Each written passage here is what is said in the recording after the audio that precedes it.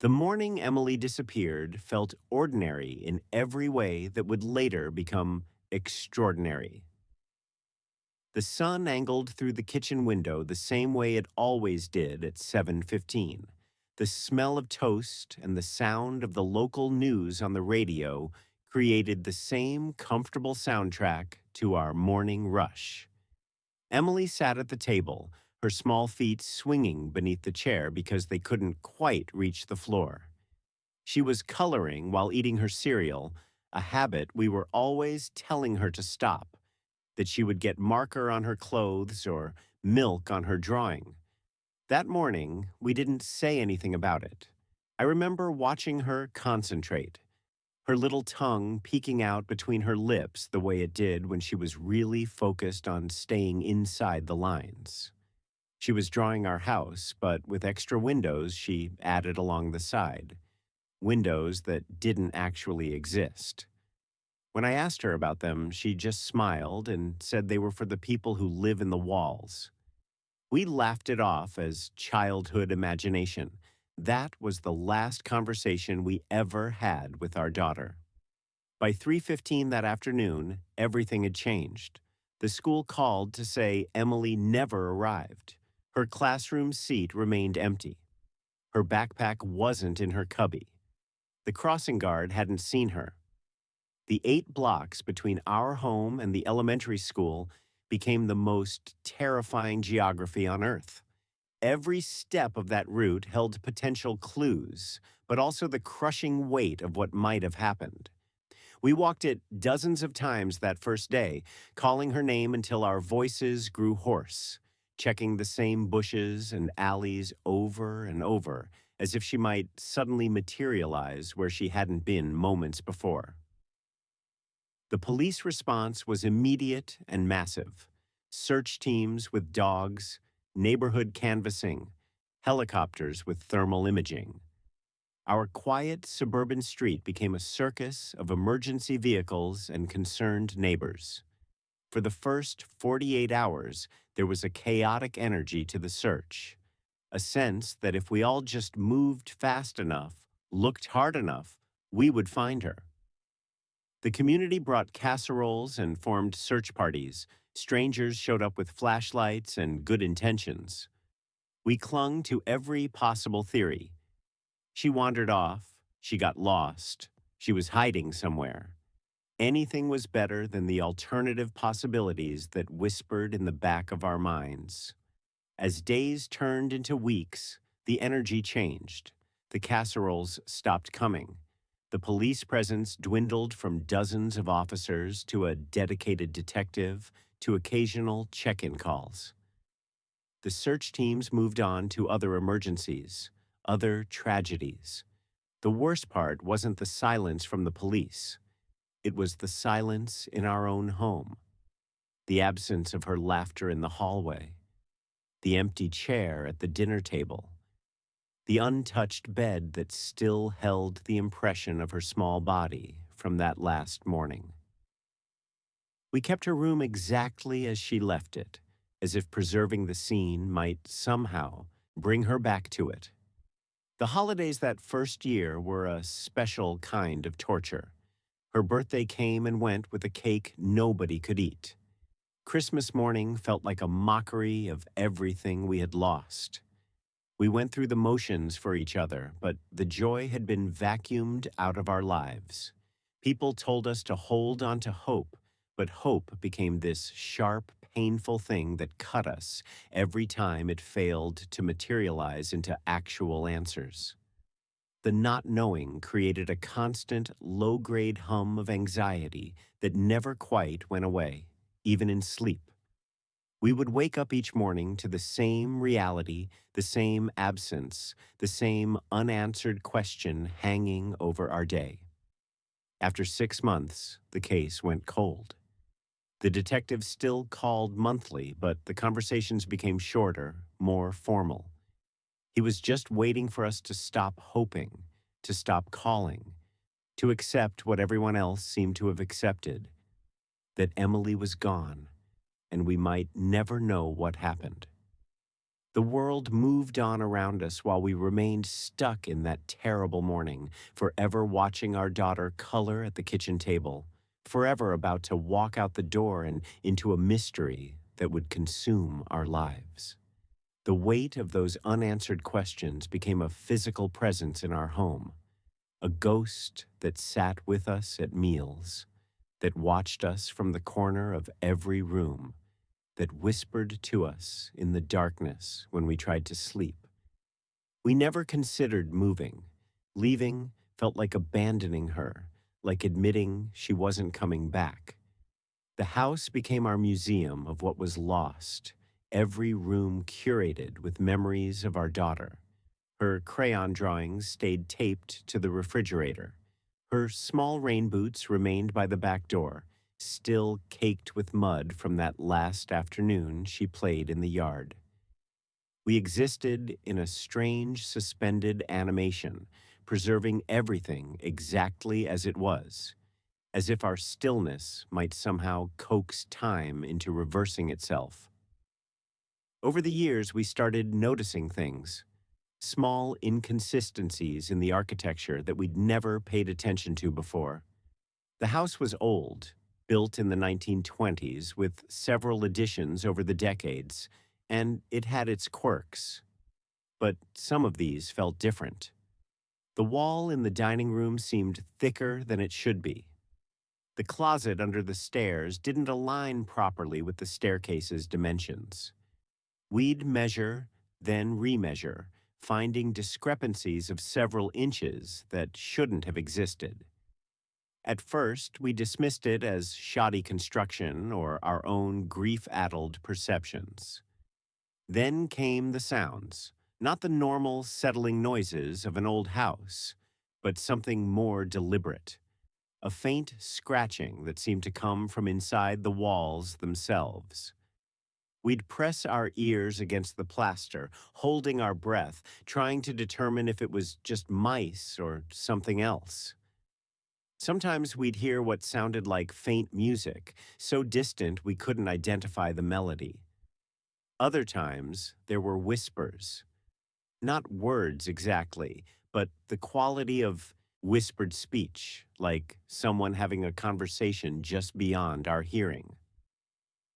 The temperature fluctuations were the hardest to ignore. Certain spots in the house would suddenly grow cold for no apparent reason.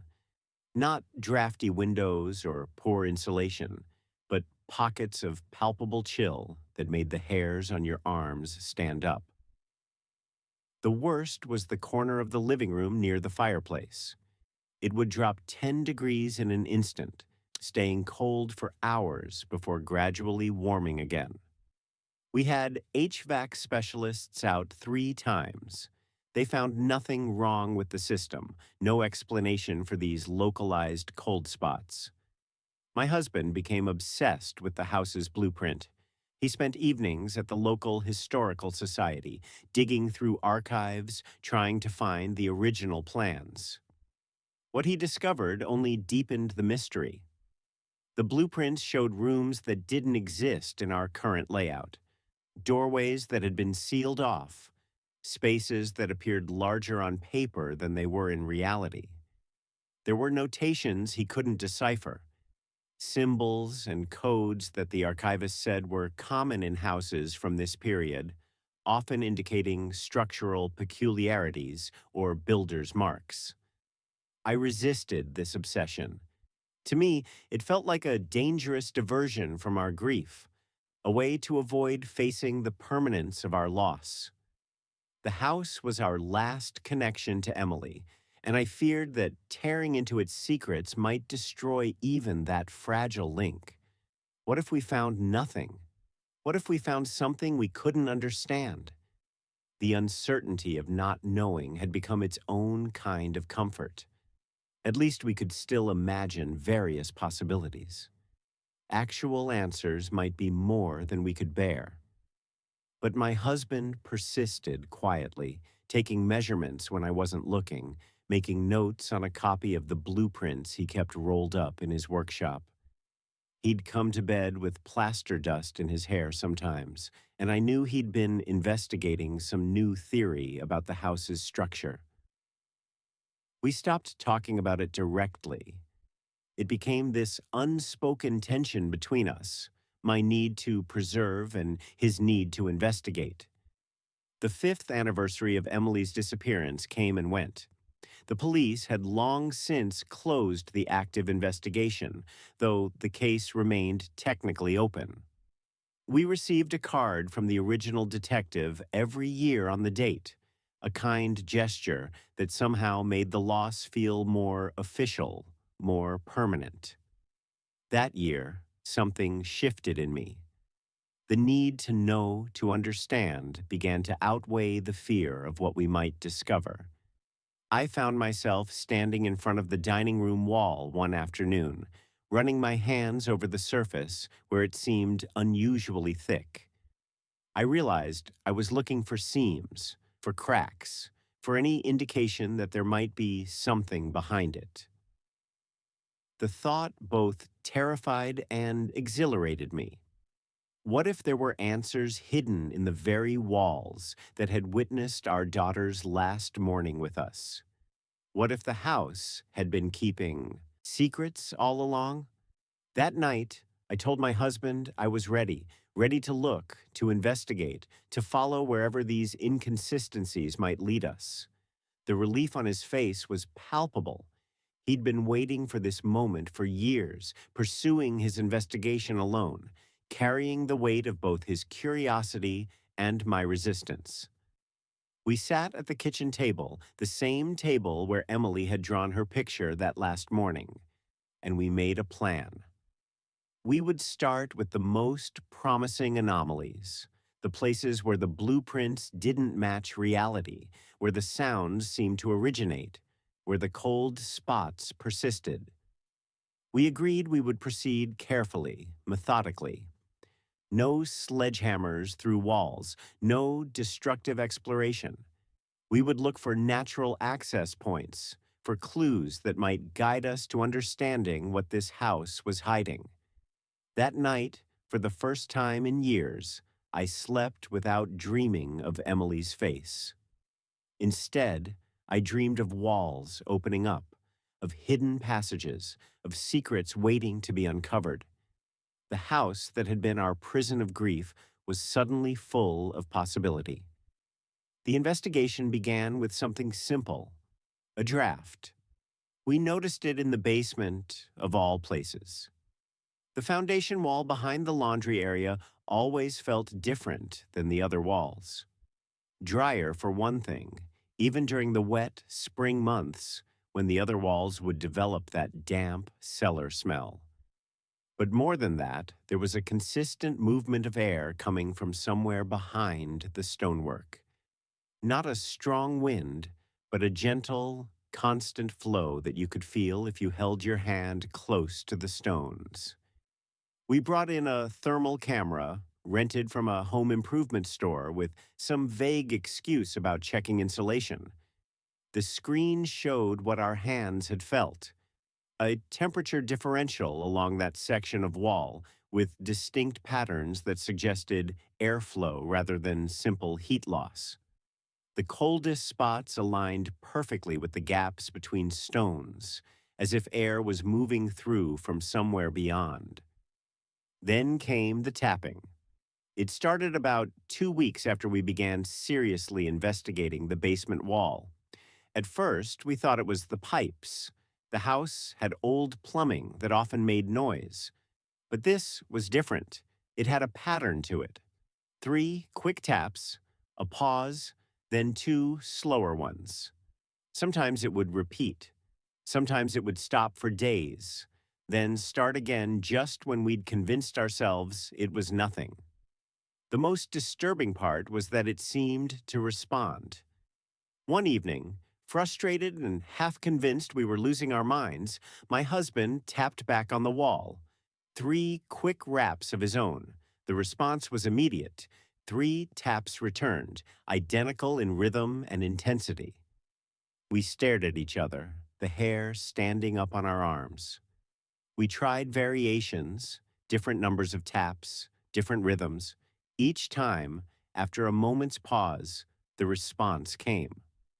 Not always identical, but clearly responsive, communicative. We called the police, of course. The same detective who had handled Emily's case came out, his expression a mixture of professional patience and personal concern. He listened to our description, examined the wall, even tried tapping himself. Nothing responded during his visit. He suggested it might be animals, raccoons or squirrels in the walls. The air movement could be explained by poor mortar between stones. His eyes held that look we'd become familiar with. The mixture of pity and skepticism reserved for grieving parents who couldn't let go. That visit changed something in us. The dismissal, however kindly intended, felt like a betrayal. We had heard what we heard, felt what we felt. The evidence of our senses was being invalidated by someone who hadn't experienced it. That night, we made a decision. We would trust our own instincts, our own experiences. We would pursue this investigation ourselves without outside validation or permission. We went to an electronics store and purchased basic equipment, a sensitive microphone that could be placed against the wall, a digital recorder, a better thermal camera. We set up a monitoring station in the basement, taking turns watching and listening. The patterns continued, the tapping, the air movement, and now, with the sensitive equipment, we could sometimes capture what sounded like breathing. Not our own breathing, but something else, something slower and more measured. The most compelling evidence came one rainy Tuesday afternoon. I was alone in the basement, listening through headphones connected to the wall microphone. The tapping started again, the familiar 3 and 2 pattern. Without thinking, I tapped back. The response came immediately, but this time it was different. Along with the tapping, I heard something else. A voice, faint but clear, saying a single word. Emily. I tore the headphones off, my heart pounding. Had I imagined it? Had my desperate mind manufactured what I wanted to hear? I put the headphones back on, but there was only silence now. Still, the word echoed in my mind. It hadn't sounded like Emily's voice. It was deeper, older, but it had spoken her name with certainty. When my husband came home, I played the recording for him. We listened together, again and again. The word was there, faint but unmistakable. Emily. That moment changed everything. This was no longer about strange house noises or architectural anomalies. This was about our daughter. The house wasn't just holding secrets. It was trying to tell us something about what happened to her. We began spending most of our time in the basement, watching that section of wall as if it might suddenly open up and reveal its secrets.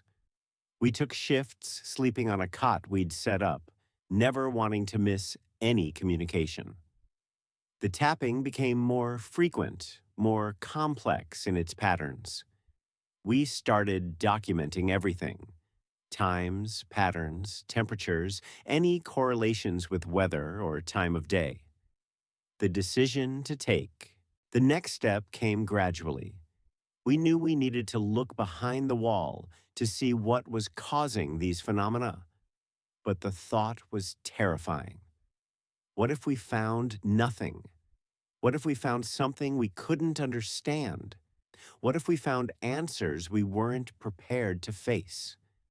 The wall had become this barrier between us and the truth, and every tap, every whisper, every draft of air felt like an invitation to cross over into whatever lay beyond. We purchased tools: a small hammer, a chisel, safety goggles. We planned to start with a single stone, one that our thermal imaging showed had the most significant temperature differential. We would remove it carefully, just enough to peek behind, to see what space might exist beyond the foundation wall. The night before we planned to begin, neither of us slept. We sat together in the basement, holding hands, watching that section of wall as if it might reveal its secrets without us having to force them out. The house felt different that night, more alive, more watchful. The usual nighttime sounds took on new significance. Every creak, every rustle felt like commentary on what we were about to do. We were crossing a line from which there would be no return. Once we started removing stones, once we started breaking through the barriers that had contained whatever secrets the house held, we would be committed to whatever we found. As dawn approached, the tapping started again. This time it was a slow, deliberate rhythm. 1, 2, 3, 4, pause, then repeat.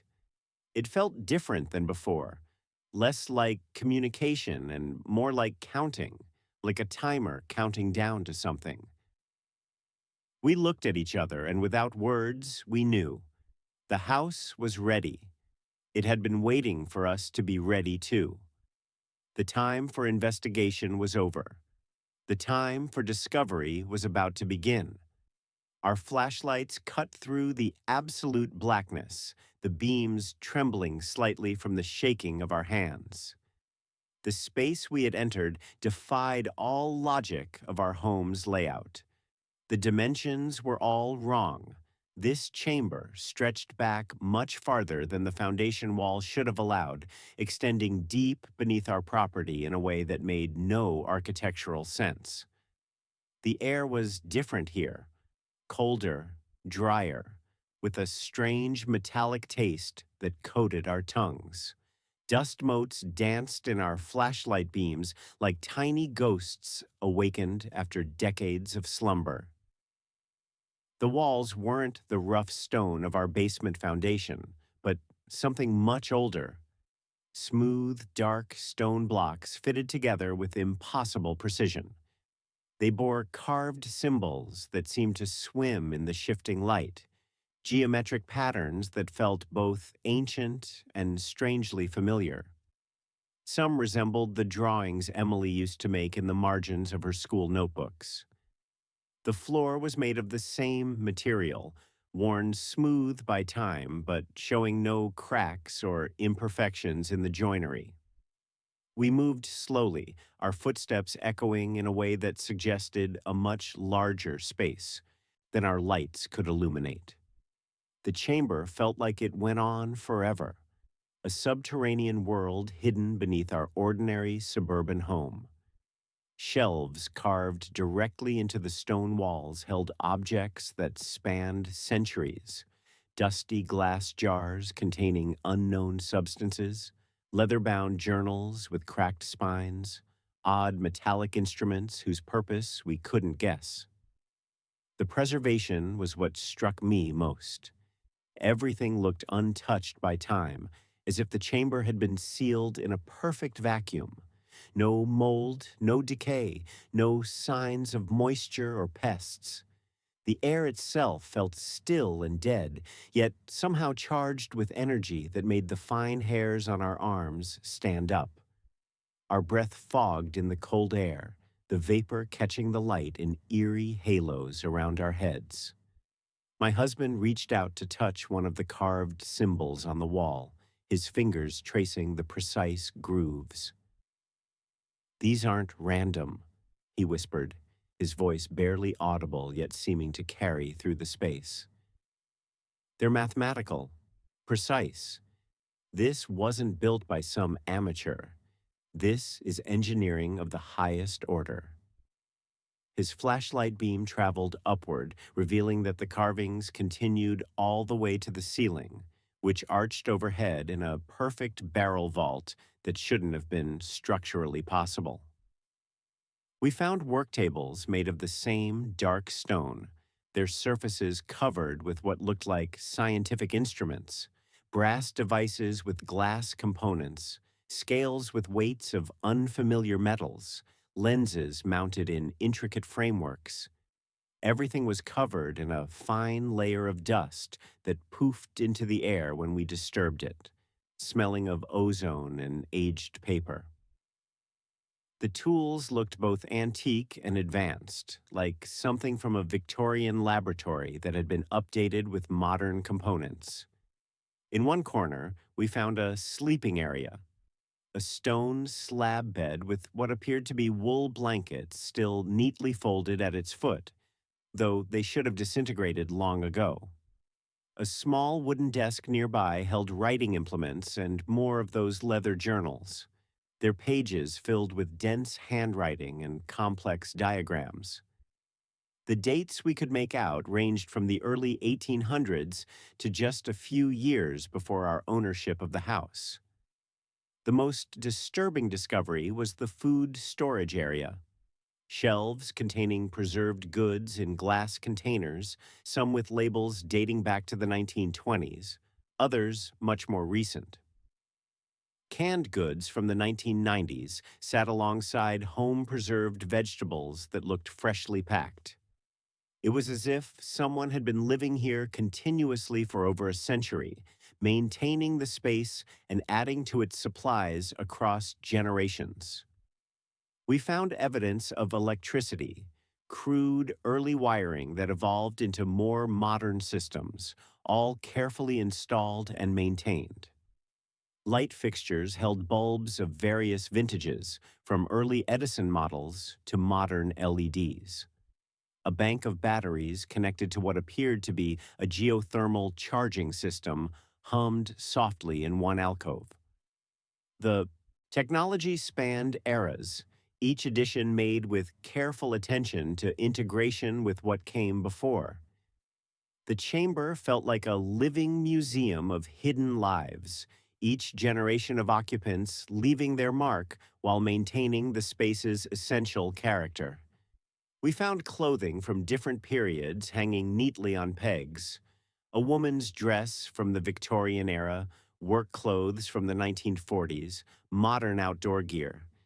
Everything was clean and neatly arranged, as if the owners had just stepped out for a moment and would return at any time. As we moved deeper into the chamber, the temperature dropped even further, our breath coming in visible clouds now. The air took on a different quality, heavier, with a faint vibration that we could feel through the soles of our shoes. The carved symbols on the walls became more complex, more dense, until they covered every surface in intricate patterns that seemed to tell a story we couldn't decipher. At the very back of the chamber, we found what appeared to be some kind of control station, a stone desk with multiple viewing devices, monitoring equipment, and shelves filled with observation logs. The dates in these logs were recent, some entries made within the past year. The handwriting changed over time, suggesting multiple observers, but the last several years showed a consistent hand, precise, careful script that documented regular observations. The realization washed over us both at the same moment. This wasn't just a hidden room. This was a monitoring station, a laboratory, a living quarters, and something else we couldn't quite define. Someone had been living here, watching us, studying our lives, all while hidden behind our basement wall. The ordinary sounds of our household, our conversations, our routines, our grief, had all been observed and documented by unseen eyes. We stood there in the humming silence, our flashlight beams playing over equipment that shouldn't exist, in a space that defied physics, containing evidence of occupation that spanned generations. The weight of it pressed down on us, the violation, the mystery, the terrifying implication that our most private moments had never been private at all. And threading through all of it was the unbearable question: what did any of this have to do with our missing daughter? My husband's flashlight beam settled on a small, carved wooden box resting on one of the stone shelves. The box was unremarkable at first glance, but its placement felt deliberate, almost ceremonial. He reached for it with a trembling hand, his fingers brushing away a layer of dust that seemed too light, too recent. The lid lifted without resistance, revealing not jewels or documents, but small personal items that made my breath catch. A child's tooth, a lock of blonde hair tied with a faded ribbon, a small hand-stitched handkerchief with the initials E.W., Emily Whitlock. These were not artifacts from some distant past. They were ours. They were Emily's. The violation of it was so profound, I had to lean against the cold stone wall to steady myself. Someone had been in our home, not just observing, but collecting. Taking pieces of our daughter, pieces of our life, and storing them here like specimens. The handkerchief was one I remembered clearly. She'd gotten a bloody nose at school in first grade, and the nurse had given it to her. She'd kept it in her special treasure box. That box had remained sealed in her bedroom since the day she vanished. We found more.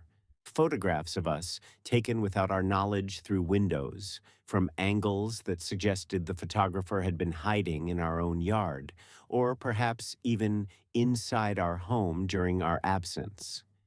Pictures of Emily playing in the backyard, of me gardening, of my husband reading on the porch. They were perfectly composed, eerily intimate, as if taken by someone who knew us, who cared about us, but who chose to remain invisible. Then came the journals, dozens of them, bound in varying shades of leather, each labeled with dates spanning nearly a century. The earliest entries were in faded, meticulous cursive, documenting the construction of this hidden space and its intended purpose. The writer spoke of bridging the divide and monitoring the threshold with a scientific detachment that chilled me more than the chamber's air. But as the years progressed, the tone changed. The observations became more personal, more focused on the families living in the house above. We found entries about us, about our move-in day, documented with clinical detail, about our joy when Emily was born, about our routines, our habits, our arguments, our love. The writer noted everything: what we ate for dinner, what books we read, what television shows we watched.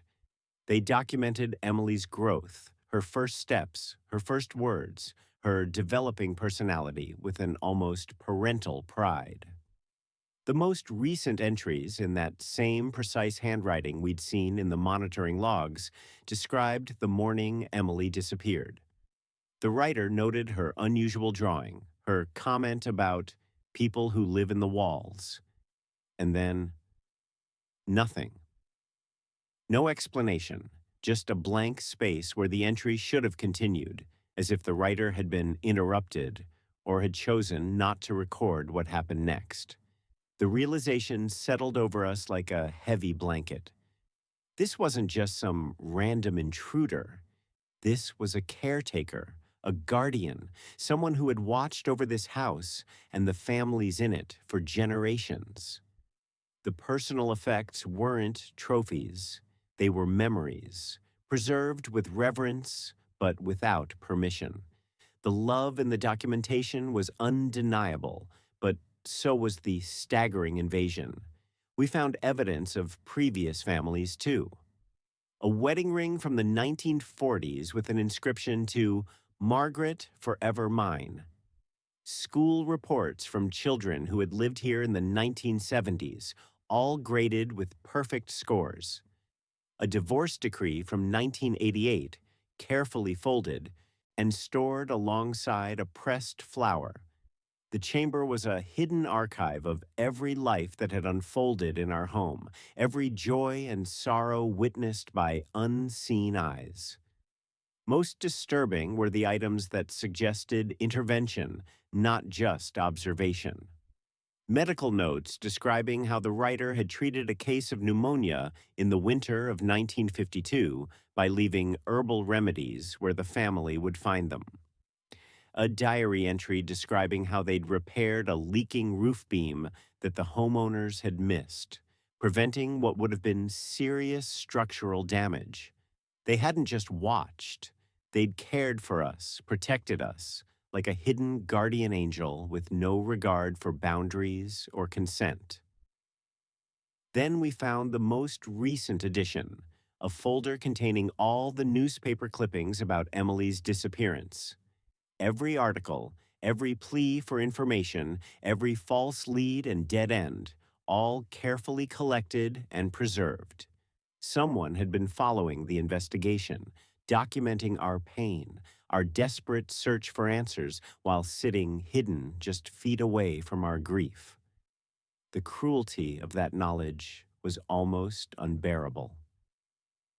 My husband sank onto one of the stone benches, his face pale in the flashlight glow. All this time, he whispered, someone was here, watching, listening. They knew everything. They could have. They could have told us something, given us something. His voice broke on the last words, and I knew he was thinking what I was thinking, that this hidden witness might have prevented our years of agony, might have spared us the endless wondering. But as we continued to explore the personal effects, a different pattern emerged. The caretaker hadn't been indifferent to our suffering. We found notes written in the margins of those newspaper clippings, comments that showed frustration with the police investigation, ideas about where to search, theories about what might have happened. The writer had been trying to help in their own limited way. They'd even documented several late-night excursions to search areas the police had missed, always returning empty-handed and despairing. The most heartbreaking discovery was a small, handmade doll resting on a velvet cushion in a display case. It wasn't Emily's. It was much older, from perhaps the 1920s, dressed in clothing that matched the period. A small plaque beneath it read, Lillian, 1923-1929. We would later learn that Lillian was another child who had lived in our home, another child who had disappeared without explanation. The doll was perfectly preserved, lovingly cared for, a memorial to another family's loss. This pattern repeated as we explored further. Evidence of other vanishings, other griefs, all documented with the same meticulous care. The chamber wasn't just about our family. It was about all the families who had lived here, all the lives that had been touched by whatever mystery this house contained. The caretaker had loved them all, watched over them all, and ultimately failed to protect them all from whatever force took their children. We found the caretaker's own story eventually in a journal dedicated entirely to their personal reflections. They wrote of being chosen for this duty as a young person, trained by the previous caretaker, initiated into the secrets of the chamber. They wrote of the loneliness of their position, the difficulty of watching families live their lives while remaining hidden. They wrote of their affection for us, specifically, of watching Emily grow, of feeling almost like a secret member of our family. The entry from the day she disappeared was filled with anguish and self-recrimination, with questions about whether they could have done more, could have intervened somehow. The final entry was dated just a week before we broke through the wall. The handwriting was shakier, as if written by someone elderly or ill. They wrote of feeling their time coming to an end, of worrying about who would take over their duties, of whether the house would be protected. They ended with a simple line: I have loved them all and failed them all. May forgiveness find me where understanding cannot. We sat there in the humming silence, surrounded by the physical evidence of a lifetime of hidden devotion. The anger we had felt began to temper into something more complex, a bewildering mixture of betrayal, gratitude, pity, and awe. Someone had loved our daughter enough to preserve her memory with reverence, but had also violated our family in ways we were still struggling to comprehend. They had been both guardian and intruder, protector and trespasser.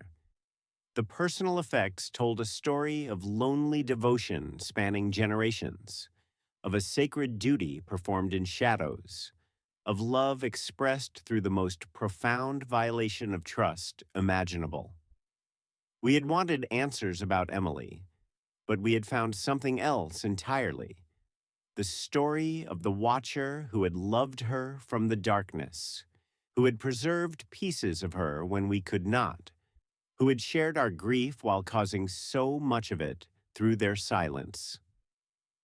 The truth was more complicated, more painful, and more human than we had ever imagined. The control station at the chamber's rear held the answers we hadn't known how to seek. The stone desk was more than just a workspace. It was the nerve center of everything. My husband's engineering mind immediately recognized the sophistication of the monitoring equipment. Crystal-based receivers, copper wiring that seemed to pulse with faint energy, viewing devices that used polished obsidian rather than glass. This wasn't just technology. It was technology blended with something else, something ancient and unfamiliar. The logs told the story. This chamber wasn't merely a hiding place, it was an observatory, but not for watching stars or weather patterns. The entries spoke of monitoring dimensional fluctuations and temporal eddies. The caretaker had been tracking something invisible to the naked eye, something that occurred with statistical regularity in this specific location. The house, it seemed, sat at a confluence of energies that made certain phenomena more likely to occur here than elsewhere. The symbols carved into the walls weren't decorative.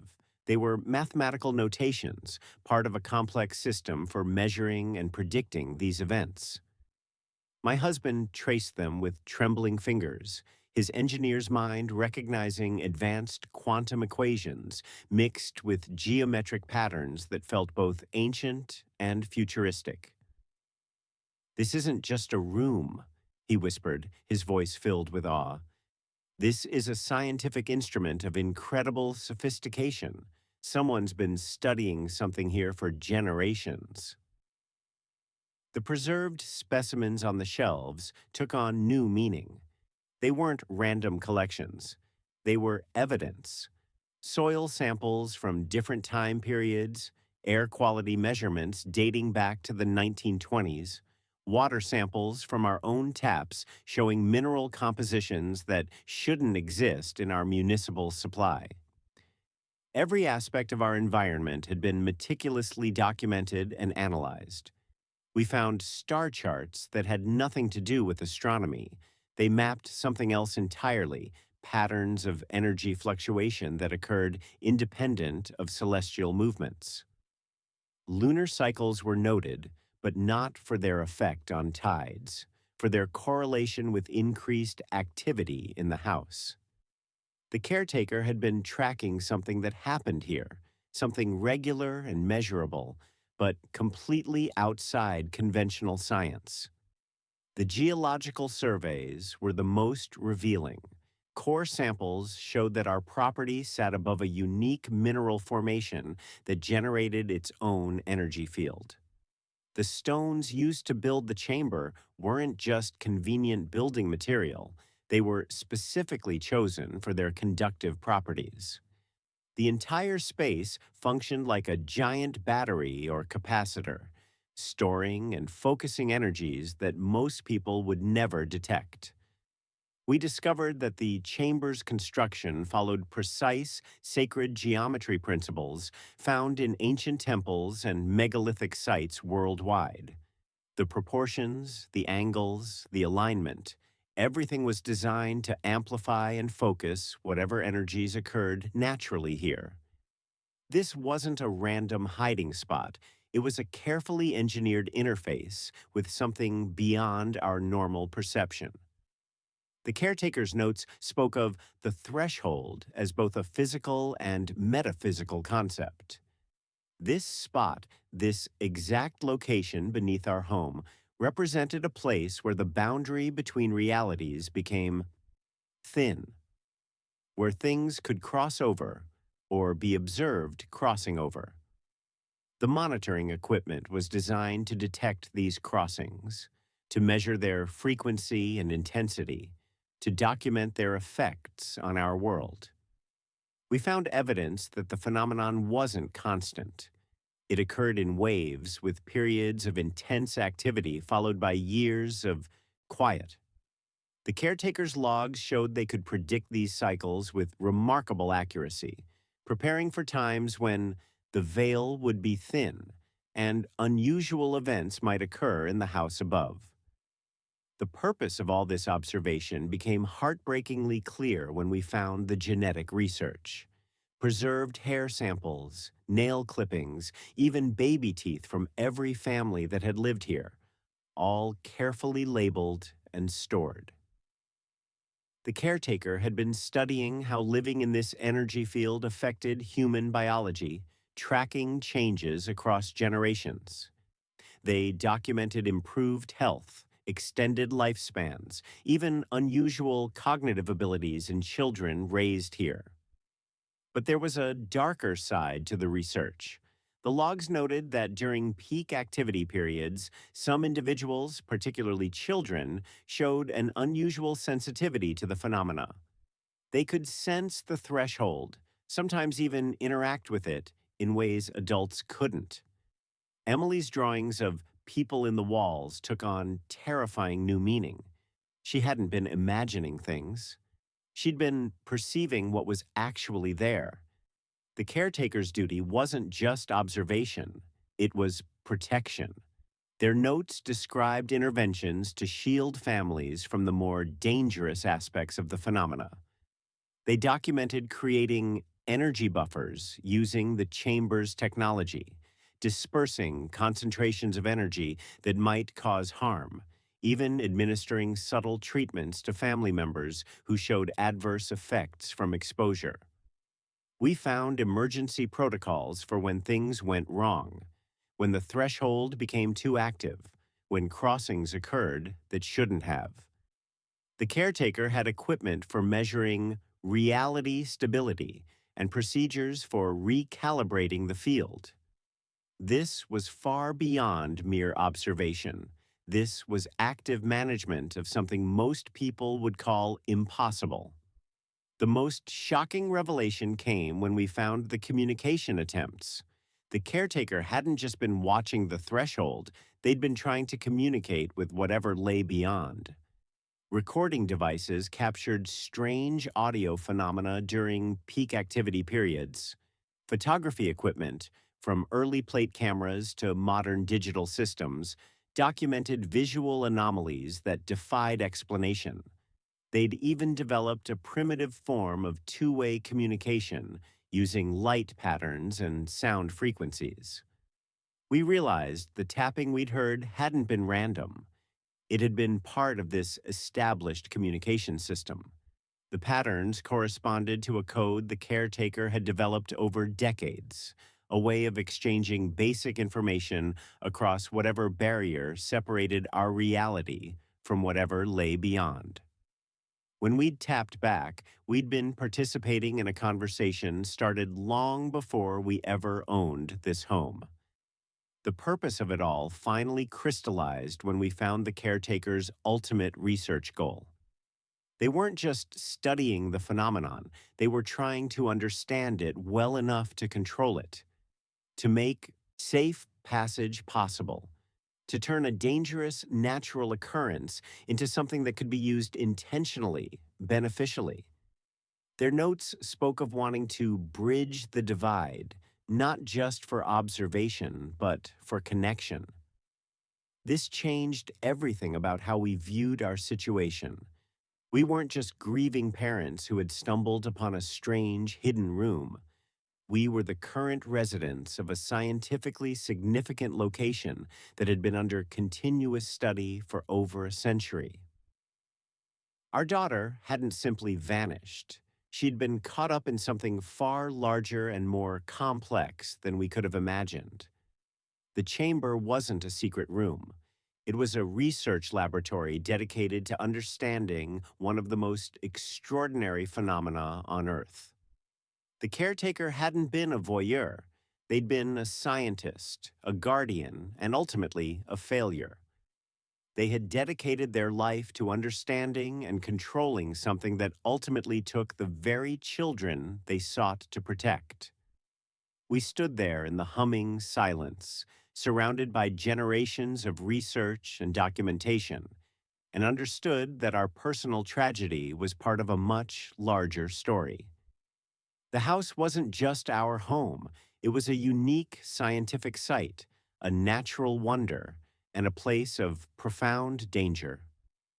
The answers we sought about Emily weren't in police reports or neighborhood gossip. They were here, in this chamber, in this research, in understanding what this place truly was and what it was capable of. The weight of this knowledge settled over us. Not just the personal grief of losing our daughter, but the staggering realization that we were now responsible for continuing this research, for protecting this secret, for understanding something that defied conventional science.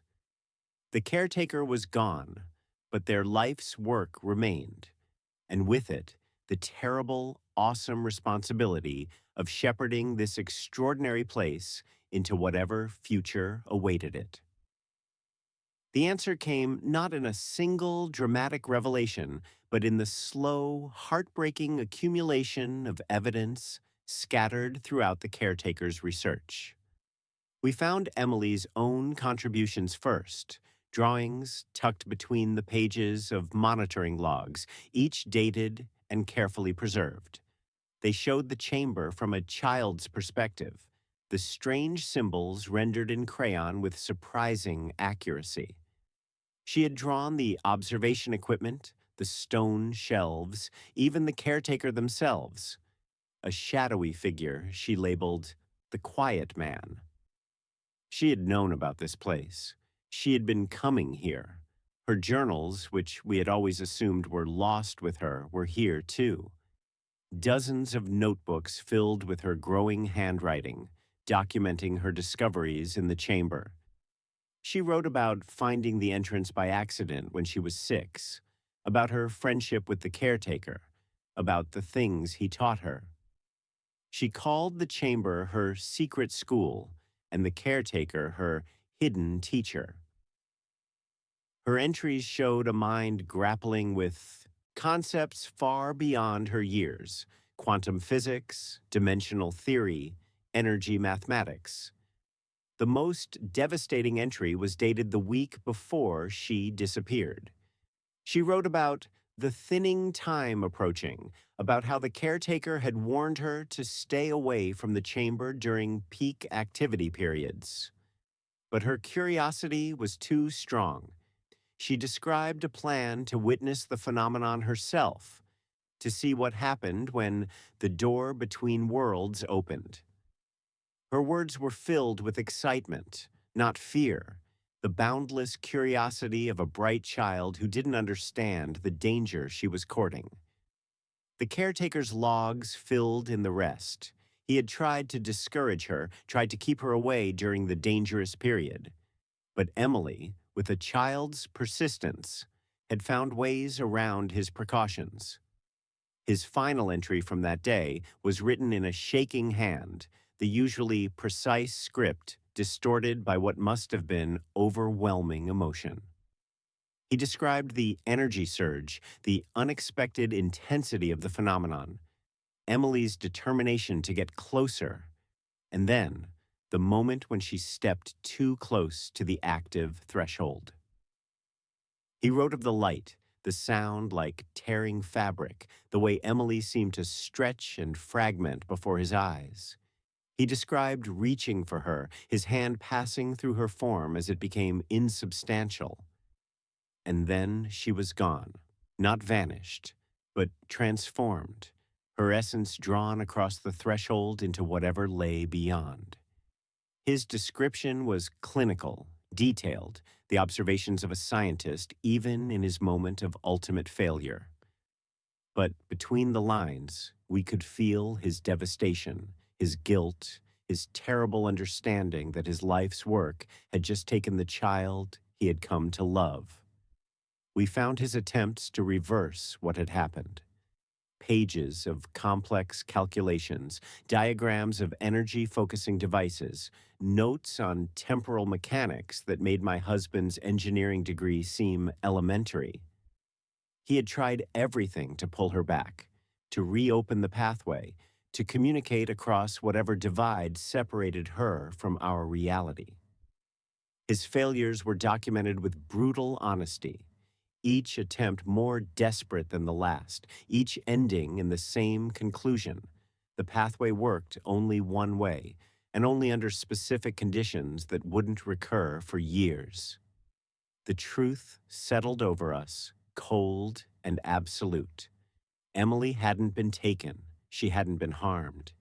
She had stepped through a doorway into another reality, driven by the curiosity we had always encouraged in her, enabled by the knowledge the caretaker had given her.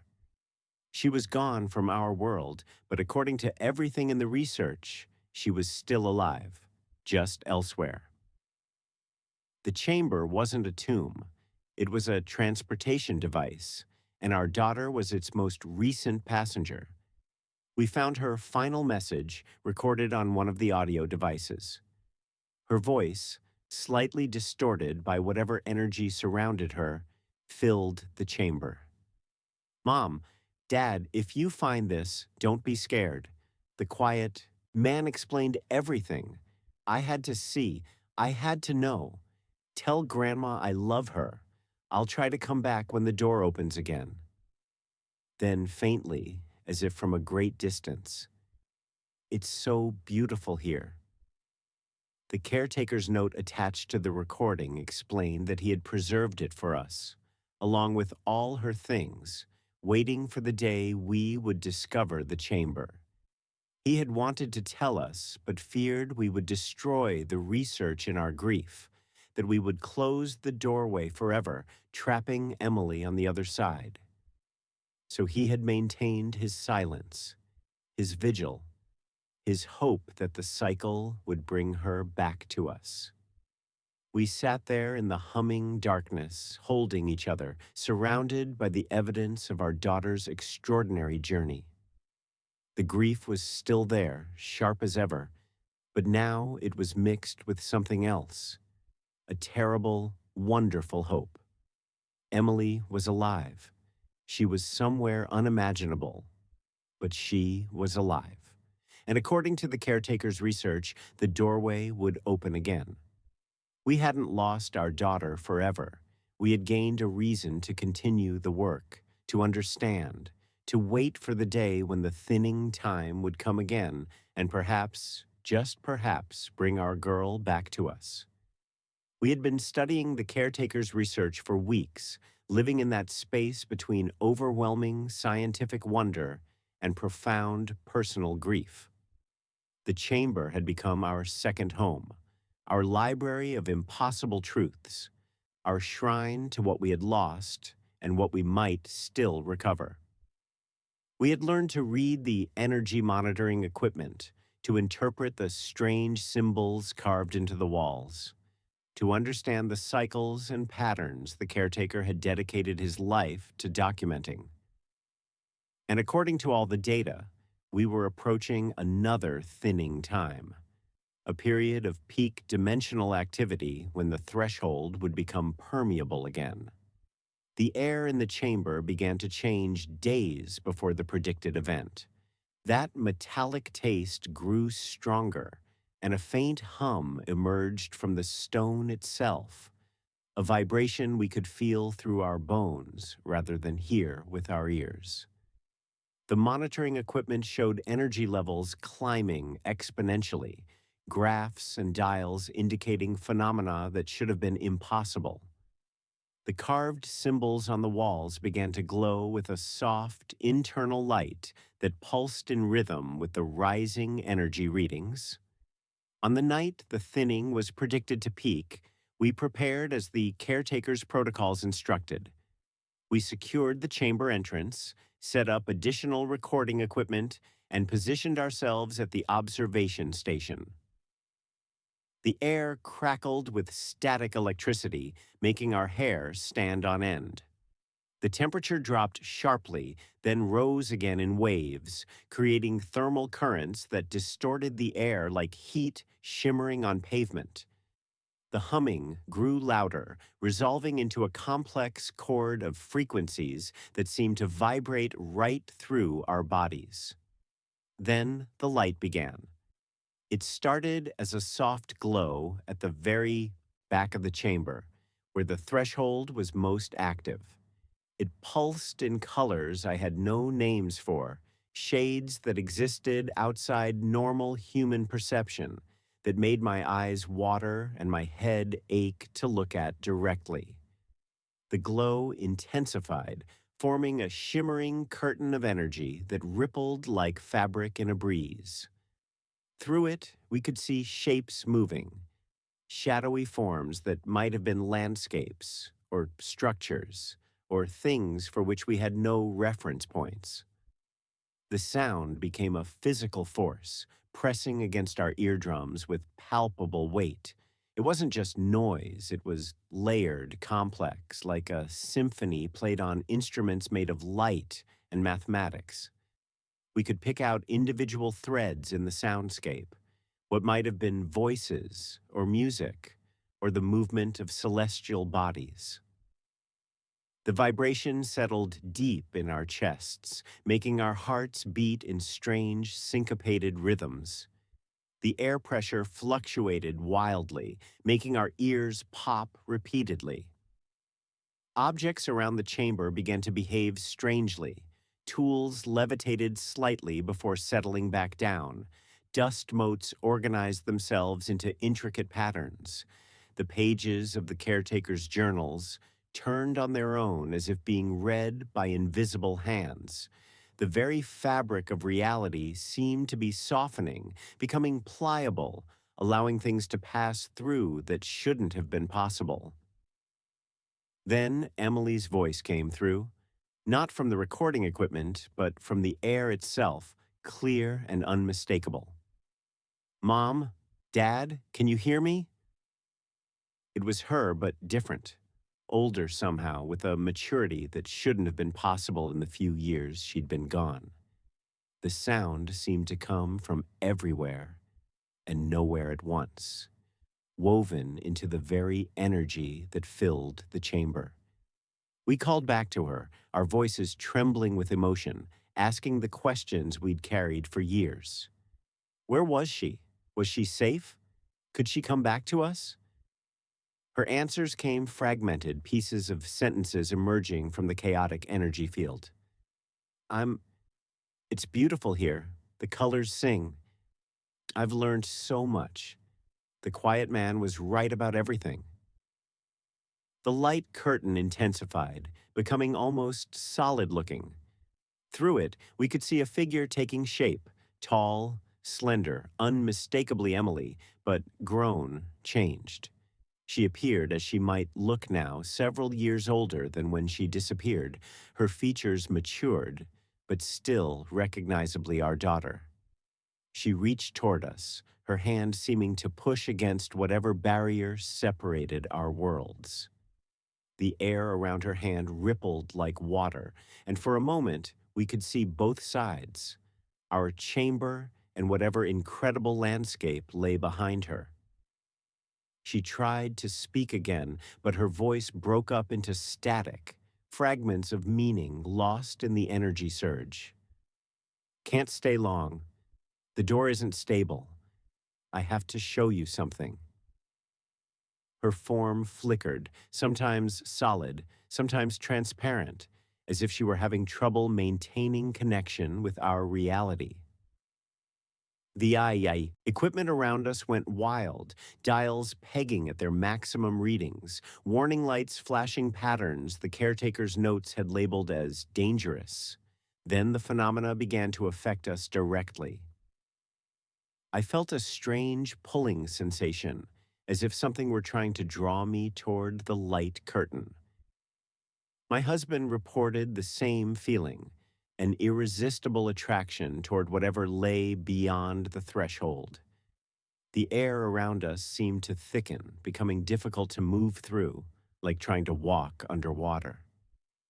Our thoughts became jumbled, memories surfacing at random, moments from our lives with Emily playing out like overlays on the current reality. Emily's form stabilized for a moment, her expression urgent. She held up her hands, and in them she held the drawing she'd been working on that last morning. The house with the extra windows. But now the drawing was complete, detailed, showing the chamber and the threshold and energy patterns we were currently witnessing. She pointed emphatically at specific parts of the drawing, then at corresponding areas of the chamber, as if showing us something crucial about how it all worked. The energy surge peaked in a deafening crescendo of light and sound. For one breathtaking moment, the barrier between worlds seemed to vanish completely. We could see clearly into Emily's reality, a landscape of impossible geometry and indescribable colors, structures that seemed built of solidified music, beings of pure energy moving through environments that defied all laws of physics. The beauty of it was overwhelming, terrifying, glorious. Then, as suddenly as it began, the energy collapsed. The light faded, the sound diminished to a faint hum, the air pressure normalized. Emily's form dissolved back into the fading energy field, her final words hanging in the suddenly still air. I'll wait for the next thinning. I love you. Remember the drawing. We stood there in the sudden silence, breathing heavily, our bodies tingling with residual energy, our minds struggling to process what we had witnessed. The chamber looked ordinary again, just stone walls and scientific equipment, though now we knew it was anything but ordinary. The monitoring equipment slowly returned to baseline readings, the emergency lights blinking out one by one. We looked at each other, tears streaming down both our faces, and knew we had witnessed something beyond miraculous. Our daughter was alive. She was somewhere incredible, and she had just given us the keys to understanding everything. The night of revelation had answered our most desperate questions while opening doors to mysteries we were only beginning to comprehend. We sealed the chamber entrance with a heavy steel door, installing it where the stones had been removed. It felt symbolic. We weren't hiding the truth from ourselves anymore, but we were protecting it from a world that wouldn't understand what we'd discovered. The lock required both our keys to open, a physical representation of the shared burden we now carried. The house above felt different after that night of revelation, not haunted, but sacred. Every room, every window, every ordinary household sound now existed within the context of that extraordinary truth. We still made coffee in the same kitchen where Emily had drawn her last picture, but now we understood that picture hadn't been a child's fantasy. It had been a map, a premonition, a message she'd left for us to find when we were ready. The grief didn't vanish, but it transformed. The sharp, desperate agony of not knowing softened into a different kind of ache, the bitter-sweet pain of loving someone who exists just beyond your reach. We stopped imagining the worst scenarios that had haunted our sleepless nights. Instead, we wondered about the incredible world she had described, the beauty she had witnessed, the person she was becoming in that other reality. We framed the completed drawing she'd shown us during the thinning, hanging it in our living room where visitors would see it as a curious child's artwork, while we knew it was actually a technical schematic of the most extraordinary phenomenon on Earth. We took up the caretaker's work, studying his research with the dedication of graduate students facing the most important final exam of their lives. My husband's engineering background finally found its ultimate application in understanding the chamber's systems. My attention to detail, once focused on keeping our household running, now focused on documenting energy fluctuations and dimensional variances. We became the new caretakers, not by choice, but by necessity, by right of having loved the last child this extraordinary place had taken. The irony wasn't lost on us. Our children had abandoned us to what they thought would be our decline, and instead, we had inherited the most important responsibility of our lives. We were protectors of a secret that could reshape humanity's understanding of reality itself. The weight of that knowledge settled onto our shoulders, aging us in some ways while rejuvenating us in others. We had purpose again, mission, something larger than our personal grief to dedicate our remaining years to. We learned to live with the duality of our existence.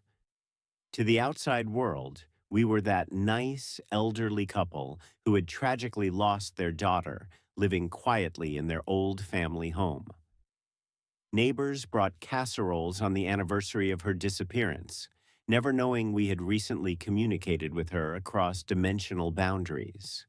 The police detective still checked in annually, never suspecting that the case he considered his greatest failure had actually been solved in the most extraordinary way possible. Beneath this ordinary surface, we maintained our vigil. We monitored the energy readings daily, maintained the equipment the original caretaker had left behind, and added our own observations to the growing archive of research. We learned to recognize the signs of approaching thinning times, those periods when the barrier between worlds grew permeable. We never attempted to force communication again. The energy requirements were too dangerous, the risks too great. But we were always listening, always watching, always ready should another opportunity for contact present itself. Our perspective on reality itself shifted fundamentally. The solid, predictable world we had known for 60-plus years revealed itself as something far more fluid and mysterious. We found ourselves noticing patterns we would have dismissed before, coincidences that felt meaningful, synchronicities that suggested a larger order to things. The chamber had given us not just answers about our daughter, but a new way of seeing existence itself. We understood now that the universe was far stranger and more wonderful than we had ever imagined. We made peace with the original caretaker, that shadowy figure who had loved our daughter and failed to protect her. We understood his terrible dilemma, the choice between revealing a truth that might have destroyed us or preserving a secret that might one day bring her back. In his journals, we found a kindred spirit, another person who had loved a child not his own, who had dedicated his life to understanding something beyond normal comprehension. We buried him properly in the local cemetery, though his grave marker showed only dates and the simple inscription, Guardian of the Threshold. The house itself became our partner in this strange new life. Its quirks and anomalies no longer felt disturbing. They felt like communication, like the building itself was alive and aware of its special nature. The cold spots, the strange sounds, the architectural inconsistencies. We understood them now as side effects of the extraordinary energy that focused here.